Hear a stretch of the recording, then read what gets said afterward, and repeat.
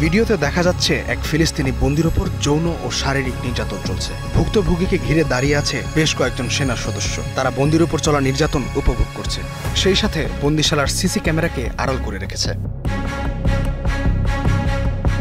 ইসরায়েলের জনপ্রিয় দৈনিক হারেৎজের রিপোর্ট বলছে, প্রায় 15 মিনিট ধরে এই বন্দীকে যৌন নির্যাতন, কিল ঘুষি ও লাঠি দিয়ে আঘাত করা হয়েছে। তার শারীরিক অবস্থা ছিল ভয়াবহ। তার মলদ্বার ফেটে গেছে, পাঁজরের হাড় ভেঙে গেছে, গুরুতর রক্তক্ষরণও হয়েছে।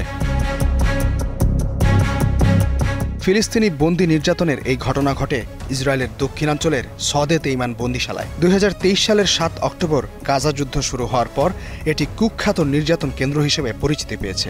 মুক্তি পাওয়া ফিলিস্তিনি বন্দীরা এখানে ধর্ষণ, নির্যাতন, খাবার না দিয়ে বন্দীদের উপোস রাখা ও চিকিৎসা সেবা না দেওয়ার মতন গুরুতর অভিযোগ জানিয়ে এসেছে। কিন্তু তাদের অভিযোগ কেউ আমলে নেয়নি, কোনো তদন্তও হয়নি। এখানে বন্দী অবস্থায় মারা গেছে 70 জন ফিলিস্তিনি, কিন্তু ভিডিও প্রমাণের পর বিপাকে পড়েছে ইসরায়েল।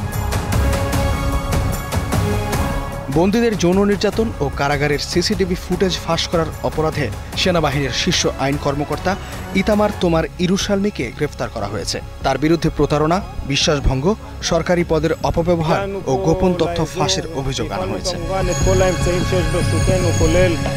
ফিলিস্তিনি বন্দি নির্যাতনের জন্য সেনাবাহিনীর কিছু উগ্র ডানপন্থী সদস্যদের দায়ী করেছেন গ্রেপ্তার হওয়া এই সেনা আইনজীবী। তাদের চাপ মোকাবেলা ও স্বচ্ছতা প্রমাণ করতেই তিনি ভিডিও ফাঁস করেছেন বলে স্বীকার করেছেন। এই ঘটনায় আরও 9 জন সেনা সদস্যকে জিজ্ঞাসাবাদ করা হয়েছে। তাদের মধ্যে 5 জনের বিরুদ্ধে গুরুতর নির্যাতনের অভিযোগে মামলা হয়েছে, তবে যৌন নির্যাতনের অভিযোগ আনা হয়নি।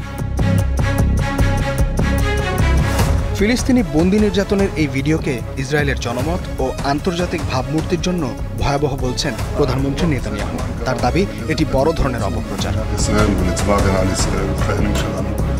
জাতিসংঘের স্বাধীন অনুসন্ধান কমিশন এবছর মার্চে জানায়, ইসরায়েলি সেনারা পদ্ধতিগতভাবে যৌন সহিংসতা ও ধর্ষণকে নির্যাতনের অস্ত্র হিসেবে ব্যবহার করছে। বিদ্যুৎ চালিত যন্ত্র দ্বারা মলদ্বার পুড়িয়ে দেয়া, লাঠি প্রবেশ করানো ও পুরুষ বন্দীদের যৌনাঙ্গে ধাতব বস্তু ঢুকিয়ে রক্তক্ষরণ করানোর মতো নিষ্ঠুর নির্যাতনের ঘটনাও ঘটেছে।